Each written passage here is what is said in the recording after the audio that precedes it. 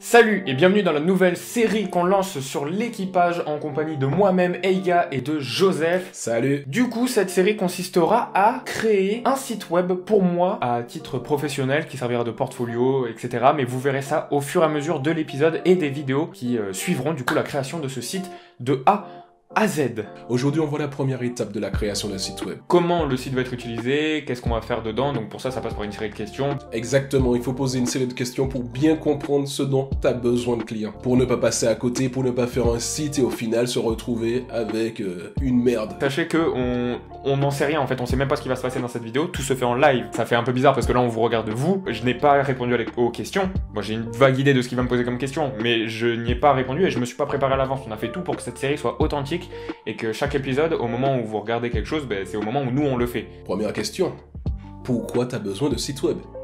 Alors j'ai besoin d'un site web pour pouvoir trouver des clients essentiellement en montage dans un premier temps, mais aussi pour rassembler un peu tous les projets que je fais.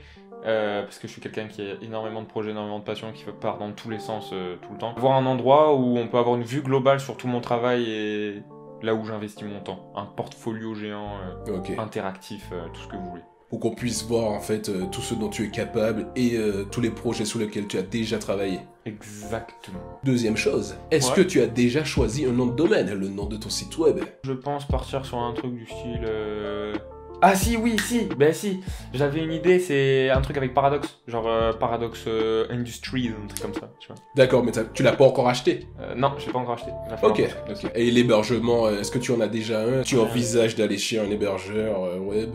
Pas du en tout, particulier. va même falloir... C'est quoi ? Explique, parce que moi, ça me permettrait d'apprendre. D'accord. Pour qu'on ait accès au site web, le site doit être stocké quelque part. C'est le travail de l'hébergeur. C'est comme quand vous envoyez un fichier à quelqu'un. Ce fichier est stocké quelque part et la personne a juste à cliquer sur le lien pour télécharger le fichier. Là où le fichier est stocké, c'est ce qu'on appelle un hébergeur. Sauf que là, c'est un site internet, donc on a besoin d'un hébergeur en particulier. Du coup, non, j'ai pas encore d'hébergeur, donc on verra ça en vidéo. C'est ça. Je sais pas quand, dans quel épisode on verra ça ? On verra ça dans l'épisode 3 quand on va choisir l'hébergeur. Ok.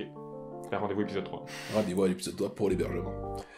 Ensuite, est-ce que tu as besoin du site web dans l'urgence ou t'es prêt à attendre un peu pour avoir quelque chose de plus abouti, quelque chose de plus pro ?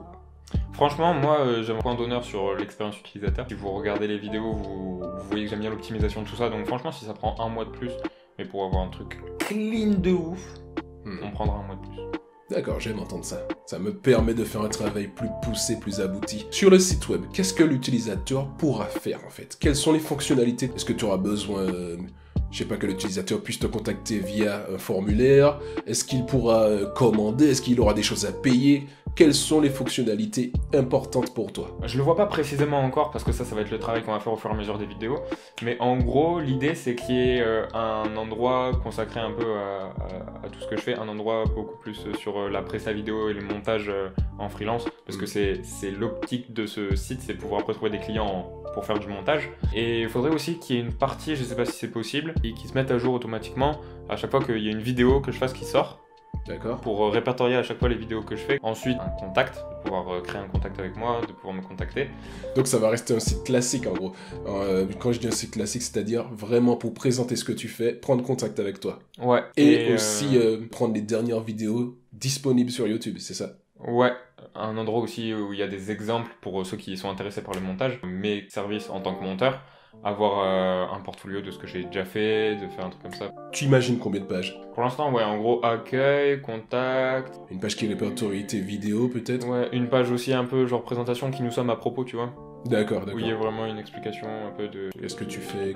Ouais, de la philosophie du truc, quoi, aussi. Est-ce que c'est possible de faire un truc du style, genre les projets en cours, que je puisse mettre à jour à chaque fois ? Bien sûr. À mettre genre, ce projet, il est à tel pourcent, tu vois. Ouais, un truc d'actualité. Est-ce que tu imagines un blog ? Faut savoir que dans le référencement naturel, référencement naturel, c'est quoi ? En gros, c'est notre position sur les moteurs de recherche, surtout sur Google, on va pas se mentir, Google domine. C'est le plus important. Voilà, Google domine le game. Pour que le site soit bien référencé, bien sûr, il faut une bonne structure, mais aussi il faut du contenu.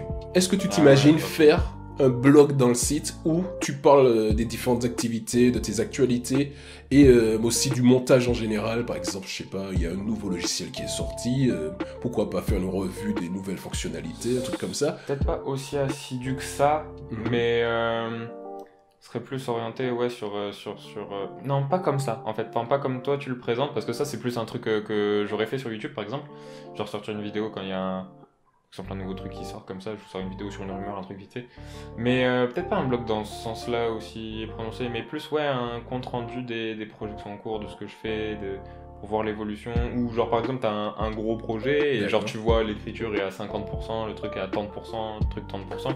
Comme ça permet aussi d'ajouter une hype si certaines personnes commencent à me suivre, moi, pour ma personne et ma philosophie, vers là où je veux aller, et du coup c'est pratique. Après, dans le sens où il y a du contenu qui peut être posté assez régulièrement, on peut essayer de faire un truc lié avec mon Instagram. Est-ce que c'est possible ? On peut mettre aussi, disons, lié avec ton Instagram, c'est-à-dire on peut prendre les photos de ton Instagram et mettre directement sur... Ouais, et dès que ça sort, ça se... C'est ça s'actualise. Ouais, alors en gros, faire un espèce de blog justement, où à chaque fois que je sorte une vidéo, ça se mette au même endroit qu'une photo Insta ou qu'un autre truc du ça, style, tu vois. Je ne sais pas si ce sera possible. Okay. Pour l'instant, je suis en train de me dire que je vais faire le site en WordPress, comme ça va te permettre de modifier le site facilement par la suite. Okay. Si c'est en WordPress, avoir une fonctionnalité comme ça, je pense pas qu'il y ait un plugin qui le fait en fait, qui me permet de le faire facilement. Donc ce sera sur la page d'accueil Ce sera sûrement sur la page d'accueil, mais il y aura à la fois les nouveautés d'Instagram, c'est-à-dire les photos que tu as mis, les dernières photos, et les nouveautés YouTube. Et ce sera un autre il y aura une page à part, donc la page avancement de projet, où du coup il y aura tous mes projets en cours. C'est ça. Sera à part. Ok. Mais donc ça, tu pourras pas le faire automatiquement. Ouais, ok. C'est-à-dire que oui, ça je le mettrai manuellement, de toute façon. Exactement. Ça pose pas de problème. Genre, en gros, laisser un truc peut-être plus tard pour pouvoir mettre les gens avec qui je travaille. Ok. Et pouvoir mettre leur réseau et tout, et leurs contacts, et voilà. Et bien sûr, tout ce qui est RGPD, c'est-à-dire mention légale. C'est ça, ouais, en gros, c'est ça. Est-ce que tu penses à autre chose encore ? Une demande particulière, t'aurais bien aimé que ça fasse un truc, mais tu n'oses pas trop le demander. Je préfère demander maintenant parce que des fois, ça arrive que les clients nous demandent après. Je sais pas, je veux juste que le site il soit agréable. Enfin, juste, je veux qu'on mette un point d'honneur sur l'intuitivité, sur l'ergonomie du truc. D'accord. C'est vraiment ergonomique. Donc ça, l'ergonomie, ça on le verra dans le deuxième épisode. Ce sera orienté design, structure du site. Oui, UX design. C'est ça, UX, UI. Par contre, à savoir, je ne suis pas designer, mais on peut toujours faire du design. Pour le deuxième épisode, je vais te demander de me trouver des sites web qui ressemblent à ce que tu as envie de faire, comme tu l'imagines, et on va pas faire du copier-coller, mais on va s'en inspirer. Ouais, une source d'inspiration, comment on peut appeler ça Comment on appelle ça ? C'est pas un nom ça ? De mettre plein de trucs, plein d'inspirations sur une même page. Si, c'est un nom, mais je connais pas. Moi non plus, je connais pas. Bon, si vous savez, mettez-le en commentaire. Exactement. Bam. YouTubeur professionnel, mon pote. On n'a pas 47 abonnés pour rien. Dans la prochaine vidéo, on va voir le design du site. Il va choisir un code couleur et la police d'écriture. Et aussi me proposer 3 designs de sites web qu'il a remarqué et qu'il aurait bien aimé, qui apparaissent sur son site web. Est-ce que c'est possible de faire d'importer ses propres icônes ? Bien sûr. Donc, tu peux importer tes icônes, tu peux les mettre dans le format que tu souhaites. Et bien sûr, je vais aussi montrer, pour les petites icônes que tu aimes bien sur le net, comment changer les couleurs des icônes. On va dire modifier les icônes, les rendre un peu plus personnalisées pour, par la suite, l'intégrer à son site web. Okay. On verra tout ça dans le prochain épisode. Parce que le web ne dort jamais. Apparemment. Bonne nuit. Du moins, je l'espère.